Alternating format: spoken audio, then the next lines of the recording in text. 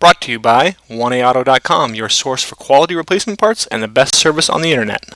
In this video, we're going to show you how to check and replace the front brakes on this 2003 Ford F250 Super Duty.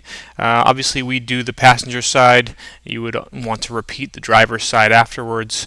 Always want to replace your brakes in pairs. Tools you'll need are jack and jack stands, 16, 17, and 21 millimeter sockets. You'll need a breaker bar or a pipe for some leverage or for some of those lug nuts and other bolts that are difficult. If your vehicle, like ours, is from the Northeast, you might need a large hammer and a large pry bar to get the tire off, as well as possibly to get the rotor off. Large flat blade screwdriver, a small wire brush, large C-clamp, and a torque wrench. Okay, you need large screwdriver or pry bar. It doesn't have to be this big, but there's little slots back in the back. Just kind of pry out. Go to the next one. That pulls right off. Okay, if you don't have the benefit of impact tools, you want to loosen the lug nuts while the truck is on the ground, then raise and support the vehicle and remove the lug nuts. These are 21 millimeter. And here I'll just fast forward as I remove the lug nuts from the wheel.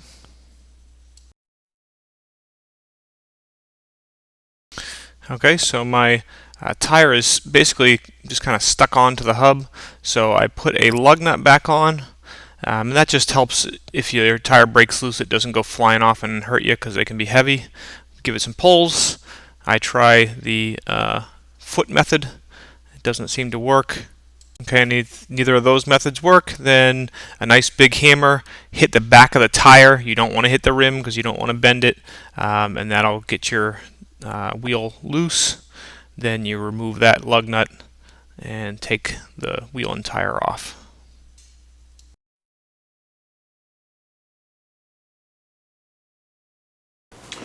Okay, so inspection of the brakes. You want to check your rotors. You can kind of check the condition of your rotors. You can see that they're in pretty good shape visually. Not a lot of rust. Take the back of your fingernail, run it up and down. You'll feel slight grooves, but you shouldn't feel much. Same thing back side. You shouldn't feel any deep grooves. Okay, and then looking in here, you can see there's your rotor. You see there's quite a bit of life left on the inner pad. And then the outer pad, there's quite a bit of life left there as well. To remove, next thing you want to do is remove these calipers. So you want to remove two bolts. One here, and then one right down here. Okay, these bolts should both be 16 millimeter on this. Okay, on this truck, my lower bolt's 16 millimeter. My upper bolt is 14 millimeter. They should come off pretty easy with just a regular ratchet.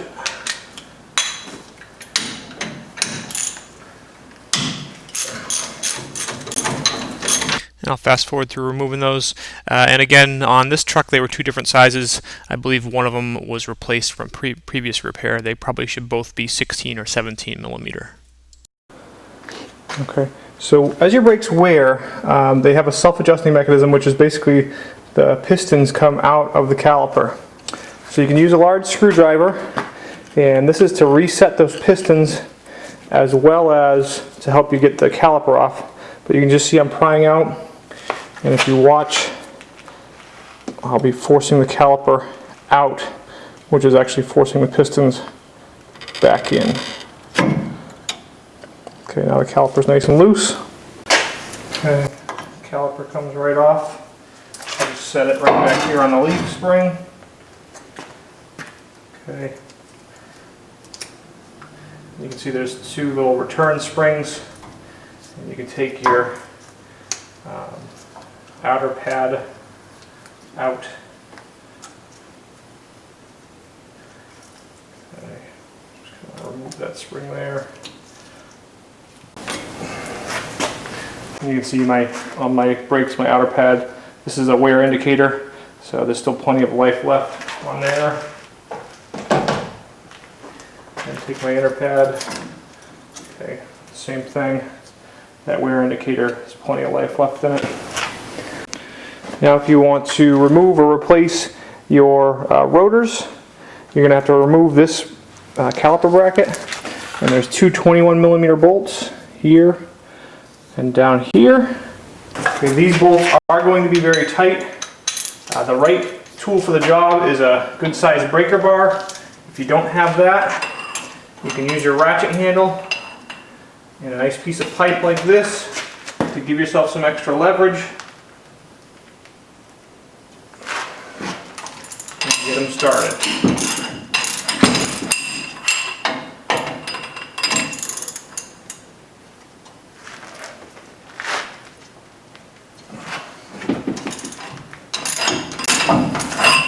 Okay, and we'll fast forward here as I remove those bolts the rest of the way and then remove that caliper bracket. On a northeastern truck like ours, you may run into the discs being pretty well seized onto the hubs, penetrating oil around the studs and as well as around the hub. Rotate it more, let it sit for a while. Use a large hammer. Be careful not to hit the wheel studs. Tap it in and then from the top just to try and break it loose. Sometimes it'll break loose with just this. And then the last thing is you can use a pry bar, put it between the steering knuckle and the disc, and it'll come free. And then it should just come right off. Okay, new rotor from 1A Auto. Slides right into place. Okay, and as you can see, the brakes on the truck didn't really need to be replaced, but we like to test fit the new parts from 1A Auto and make sure everything fits on there great and you're going to have a good experience. And right here I'm just kind of fast forwarding. I just put a couple of lug nuts on, helps hold the rotors into place so you can put everything together easily. And in your caliper bracket there are little slides that the brake shoes run in. You want to take those out, replace them with the new ones from your new pads. If your pads do not come with them, then you want to clean them with a wire brush.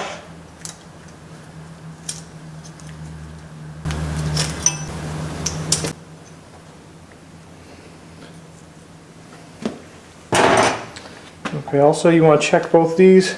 They should slide back and forth nice and easy like these do. If they're catching at all, take them out. Wire brush them, re-grease them, and put them back in. Okay, so you want to take this caliper bracket, put it in place.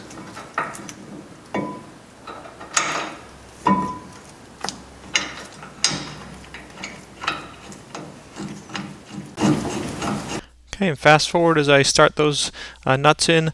What I notice as I'm starting them in is that the bracket is hitting on the rotor, and so what I do is take my impact wrench, put another lug nut on, and tighten those up, and you can see the rotor goes in.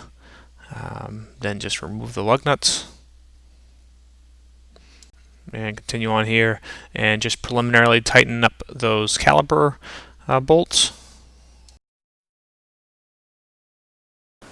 Now you want to torque these to 145 foot-pounds.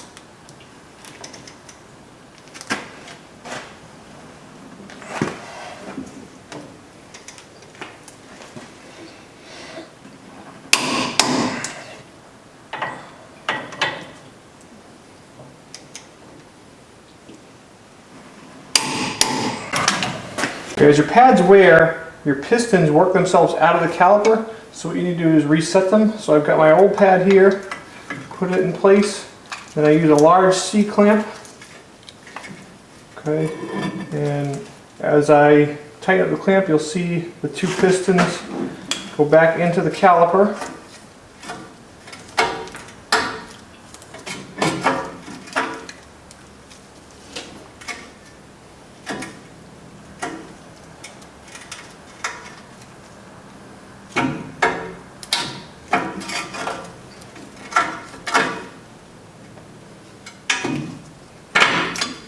Okay.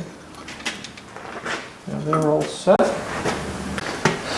Okay, I've used a wire brush, clean off my slides here, and when you put these back in, they do have sides.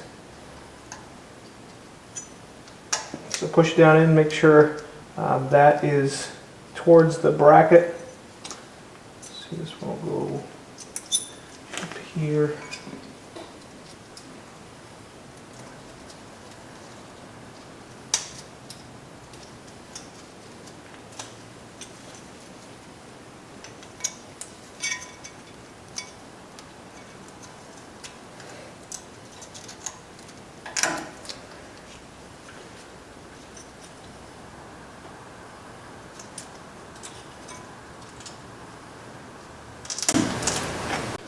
Okay, new pads from One Auto. Take them, push them up in.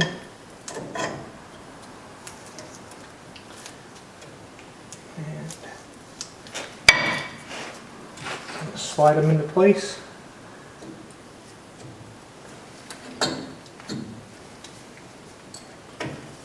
Make sure they're in. Okay, and carefully, you might have to push in the sliding studs there. Okay, I'll just fast forward as I start the bolts for the caliper to the bracket.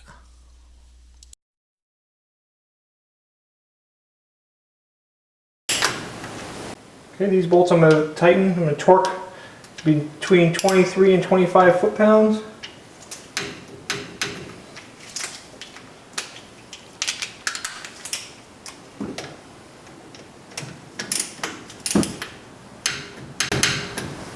Okay, speed up the tape here a little bit as I put the wheel back on, start the lug nuts by hand first, and then I'll preliminarily tighten them up with the ratchet. Okay, now I torque the lug nuts to 120 foot-pounds, kind of using a crossing pattern, and then I go around one by one and make sure they're all torqued. Okay, put the center cap back on, and then very important, make sure you pump your brakes a bunch of times. This kind of resets the pistons in the calipers, and then before you drive your vehicle on the road, just do a test stop from 5 and 10 miles an hour. Make sure the brakes are working properly. We hope this helps you out. Brought to you by www.oneauto.com, your source for quality replacement parts and the best service on the internet. Please feel free to call us toll-free 888-844-3393. We're the company that's here for you on the internet and in person.